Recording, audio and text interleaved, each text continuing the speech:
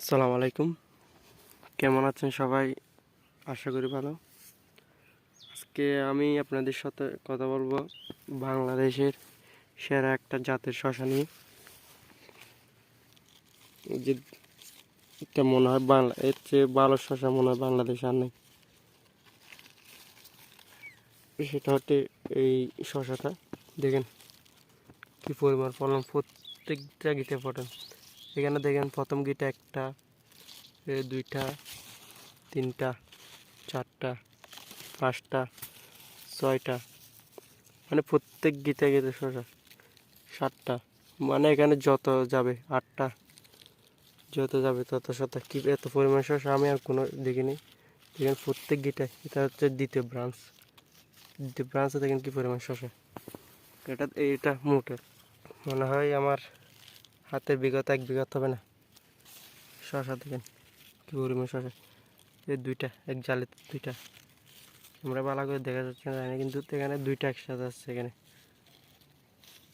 এই দেখেন দুইটা, অনেক এত পরিমাণ শসা আমি কোনো শসাতে দেখিনি, কোনো কোম্পানির শসা। এটা হচ্ছে আমার মনে হয় এই শসাটা বাংলাদেশের সব থেকে সেরা শসা। দেখেন প্রত্যেকটা ব্রাঞ্চে একটা, দেখেন প্রত্যেকটা ব্রাঞ্চে, মানে মিস নাই, ব্রাঞ্চ মিস নাই। দেখেন মানে এই এখানে একটা শুধু মেল জালে এসছে, তারপর থেকে আবার ফিমেল। এরকম শসা আমি আর কোনোদিন দেখিনি। দেখেন এটাতে দেখেন একদম গোড়াতে দেখেন, এই একটা, দুইটা, তিনটা, চারটা, পাঁচটা, ছয়টা। এটা হচ্ছে দ্বিতীয় ব্রাঞ্চ। দ্বিতীয় ব্রাঞ্চে তো মাশাআল্লাহ ফলন শুধু একটাতে না, সব জায়গায় দেখেন। এখানে এখানে দেখেন। আমি যদি আপনাদেরকে আরেকটা গাছ দেখাই, এটা এটা হচ্ছে আরেকটা গাছ। এখানে দেখেন, এখানে দেখেন তিনটা জালি একসাথে, দেখা যাচ্ছে না জানি না, এখানে তিনটা, মানে এক জায়গায় তিনটা জালি। এরকম সব আপনারা আগে দেখছেন নাকি জানি না, কিন্তু আমি দেখিনি। এ দেখেন তিনটা জালি। আমি এটা এখানে এত পরিমাণ শসা আমি কোনো শসায় দেখিনি। দেখেন এটা হচ্ছে রূপাই, বাংলাদেশের মনে করেন একটা ফালতু জাত বলতে পারেন। এটাকে ফালতু বলার একটা কারণ দেখেন, এখানে কোনো প্রকার জালি শসা নেই, সব ফুল এমনি মেল ফুল, ফিমেল একটাও নেই। মেল ফুল যেগুলো বলে সেগুলো এখানে দেখেন। এটা কতটুকু লম্বা হয়েছে গাছেরটা দেখেন। এখানে একটা শসা নেই, এগাগোড়া এখানে একটা শসা মাত্র, এই এগাগোড়া একটা। এটা হচ্ছে দ্বিতীয় ব্রাঞ্চ। দ্বিতীয় ব্রাঞ্চে কোনো প্রকার শসা নেই। প্রথম ব্রাঞ্চ আমি এটা রূপাই শসা রোপণ করছিলাম। রূপাই শসা রোপণ করে মনে করেন পুরাটাই বাঁশ আর কি, কাঁদিনি থাকতে হচ্ছে। তারপর এখানে মারা গেছিলো, যেখানে আমি এই জাতটা রোপণ করছি। এটা দেখেন, এটা আর এটা, এটা হচ্ছে রূপাই, এটা রূপাই। এতটুক হয়েছে, কোনো শশার জালির কিছু নেই। এটা রোপণ করে মনে করেন যারা এবছর রূপাই রোপণ করছে, যারা রোপণ করছে তারা মনে করেন আর বাকি জীবন রূপাই রোপণ করবেন আমার মনে হয়। আর এটা দেখেন, এখানে শশা শশা মাশাআল্লাহ, এরকম শশা হলে কৃষকের আনন্দ আর থাকে না। আনন্দ দেখেন কি পরামর্শ। এটা দ্বিতীয় ব্রাঞ্চ।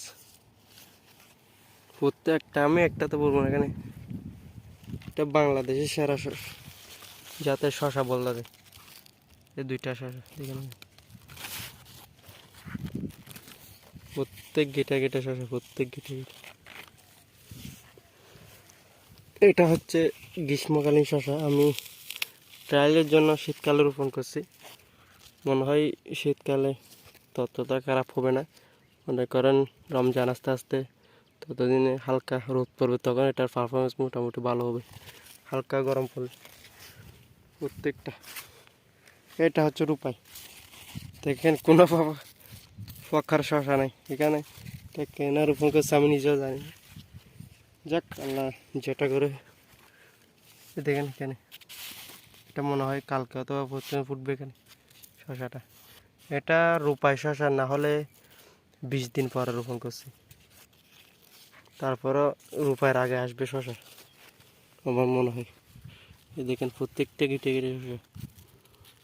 এরকম হলে তো কৃষক, আমি যদি পুরো জমিটা রোপণ করতে পারতাম তাহলে মনে করেন শসা ছিঁড়ে কুল পেতাম না। হচ্ছে আজকের ভিডিও, আশা করি বুঝতে পারছেন। রূপাই শসা মোটামুটি ফালতু শসা বলতে পারেন, কেন আমি কাঞ্চনা রোপণ করছি, কাঞ্চনের চেয়েও ভালো। কাঞ্চন আর রূপাই মোটামুটি সেম সেম কোয়ালিটি বলতে পারেন, কাঞ্চন আর রূপাই। এই জাদু একটু ভালো আছে।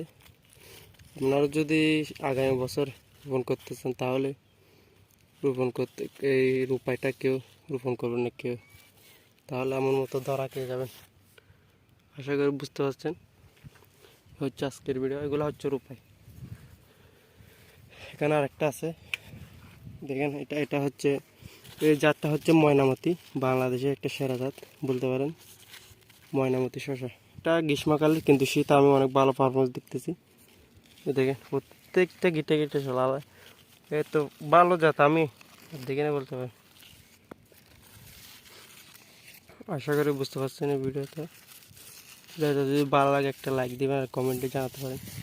যারা যারা গ্রীষ্মকালে শসা রোপণ করতে চাচ্ছেন আপনারা নির্দ্বিধায় এই ময়নামতিটা রোপণ করতে পারেন। এবার নির্দ্বিধায়, আর মালিক সিডের ময়নামতি শসায় যদি রাব করতে চান তাহলে এই ময়নামতিটা রোপণ করতে পারেন। আশা করি বুঝতে পারছেন। আসসালামু আলাইকুম রহমতুল্লাহ।